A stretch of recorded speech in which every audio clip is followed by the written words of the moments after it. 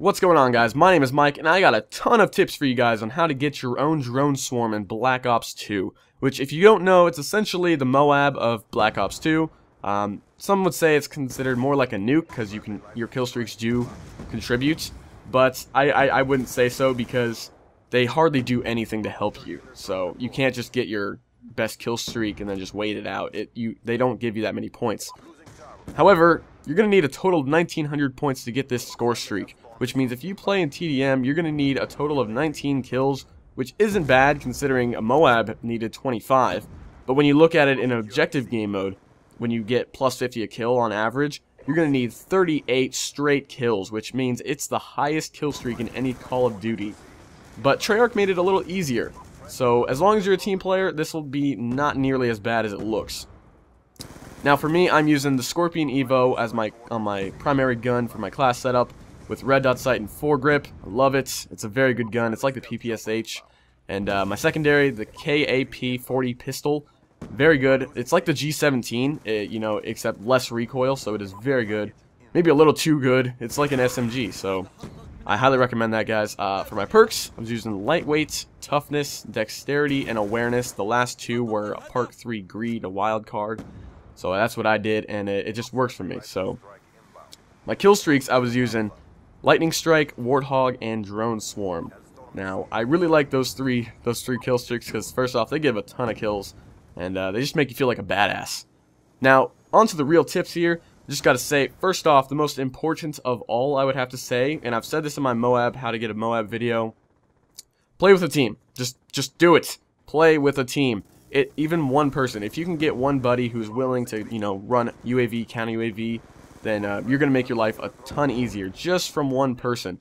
Now, I was playing with, I think, a full party here, if not close enough to a full party. And I didn't really coordinate with them. I didn't say anything about kill streaks, but it's happened before. I've talked to them, and I've gotten M.O.A.Bs in Call of Duty from doing this. I know it works. I know it works. I'll do it. I'll show you guys later if you want me to, but if you can get your friends to, you know, use orbital VSAT, UAV, counter UAV, and they're willing to, then you will get tons and tons of points from finding your enemies so easily. Now, another important tip is pick a gun you are comfortable with. The Scorpion Evo, for me, was very important because it felt like the PPSH, like I said, back in World at War. If you played World at War, you know what I'm talking about. It was probably the fastest firing gun in any Call of Duty. And it works really well. That's just my playstyle. So pick a gun that fits your playstyle. That's very important. If you feel comfortable with it, you're more likely going to do better. Essentially, pick your try-hard gun. Now, for the perks and attachments, it's pretty much the same thing, just whatever fits your playstyle. It's all about confidence, guys. If you feel confident with what you're using, then you're going to feel more comfortable, and those two just go hand in hand together, and you do much better overall. It's going to help you in the long run, and you just got to trust me on this one. If you feel confident, there's no doubt you're going to do better if you didn't feel confident. Now, I got to say, one of the more important tips as well is flank your enemy. A lot of people don't do this because Call of Duty is, I guess you could say, a little brainless, but, you know, it does require some tactical thinking. Now, a lot of people just go straight for the flag, and it's not always a good idea to do that. You want to, you know, be an objective player, but do not go straight for it. You will die, and your kill streak will end, and you will rage. I've had it happen to me before, and I've learned from it, but go around the map. You know, kind of go on the sides, look inside, and if you see an enemy on one of those flags, take them out, but don't stick to that flag the entire game.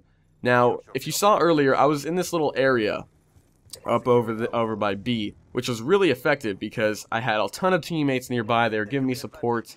I wasn't actually talking about this. I was like quiet as hell when I was doing this because I was so focused, but I had a lot of support the whole way. Now, if you look right here, this almost decided my fate. This guy almost killed me, but thankfully the Scorpion Evo was a monster, and my friend saved my life. See, this is going back to that team play. You need a team, because that definitely, I would have died if a random was there. Just more likely I was going to die. Now, another important tip is you need to improvise, guys.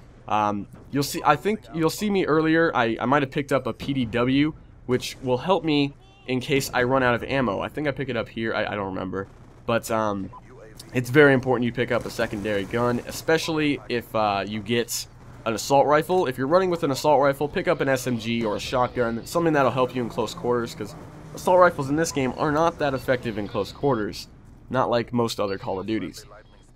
So it's very important to improvise, guys. That is huge. Just pick a gun that fits the situation. Now also, you got to pick kill streaks that don't take you out of the game. You get more points from gun kills, so there's no point in taking a Dragonfire or a Lodestar that, you know, require all of your attention and require you to remote control it. It's stupid, not a good idea, because you only get like 25 points a kill, whereas you could be shooting these enemies and getting plus 100 or plus 50, which is much more. So I highly recommend you just pick kill streaks that you could just hit the button and then they go and do their own thing, which contributes a little bit more than if you were to just sit there and get these little point streaks. Now, as I said, I was using the Lightning Strike and the Warthog, as well as the Drone Swarm.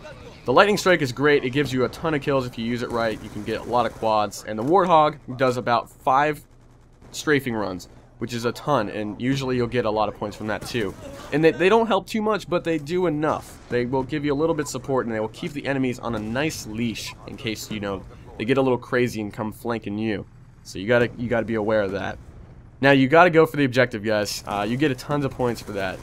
If you want to get your kill streak high, and as you can see there, I just got the Drone Swarm, and I was like crazy. I just had this like adrenaline rush release. I was just like so relieved there, and I was like screaming. But yes, go for the objective, guys, because if you defend the flag, you attack the flag, you capture a flag, do any of those things, you're going to get more points than otherwise. Now you can see here, I'm gonna get a total of like 12 kills from this Drone Swarm, and they only give plus 15, but oh man, it is very nice to see just all those kills rack up, guys. It is awesome.